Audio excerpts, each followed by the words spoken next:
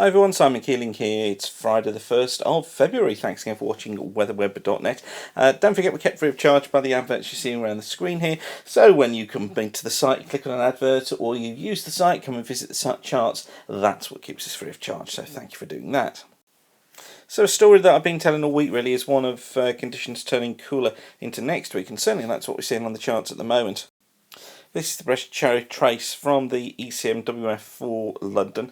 Sunday we've got here, look, and notice what happens. We see peaking temperatures at 850 millibars through Monday, but then this fall off in temperatures by the time we're getting into Tuesday of next week. Now what's interesting is notice that little kick upwards of temperatures towards the end there. This is something that's pretty consistent across the models, just showing that the cold weather perhaps comes in and yeah, it'll be a bit of a snap, but that it doesn't last very long. They're trying to get rid of it by about the 11th or the 12th.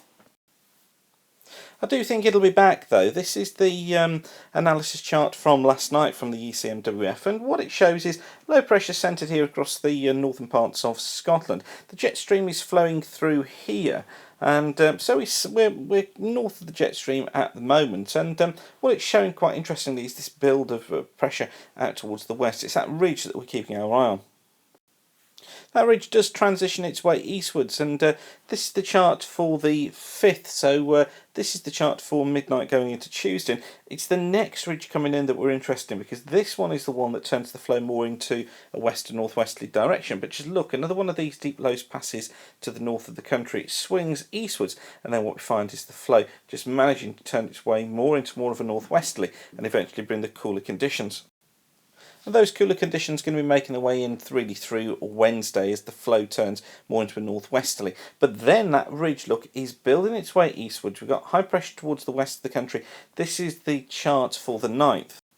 So this is next Saturday. And notice from this we've got a northerly flow then, look, through the country, bringing in the cooler conditions. But what's telling about this one is that, yes, we've got the ridge out towards the west, but look, this push here of westerly winds is squeezing the ridge eastward. So what we'll find is that ridge clearing away towards the east, and eventually these winds here just managing to get through the country as a jet stream.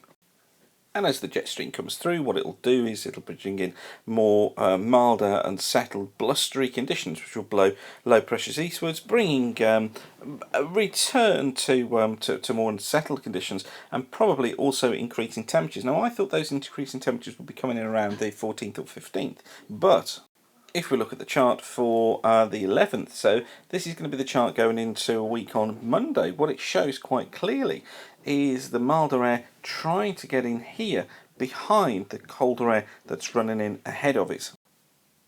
But the question is, this colder air that comes in, what happens to it? Because this chart shows all the signs here of, just in here, of milder air running in from the Atlantic coming up against colder air that's here out towards the east and becoming stuck, and that has a signal of wintry conditions on it.